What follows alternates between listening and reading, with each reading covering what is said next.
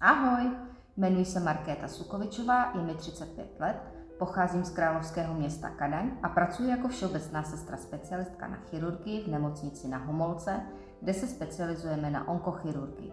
Být sestrou byl můj sen už od dětství a dnes ho opravdu žiju.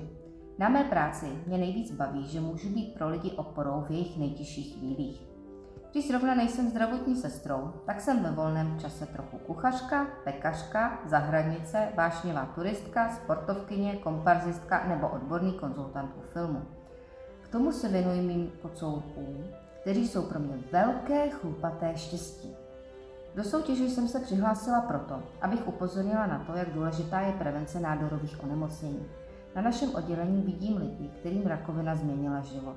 Často jsou to navíc mladí lidé, kteří by na to vůbec neměli myslet.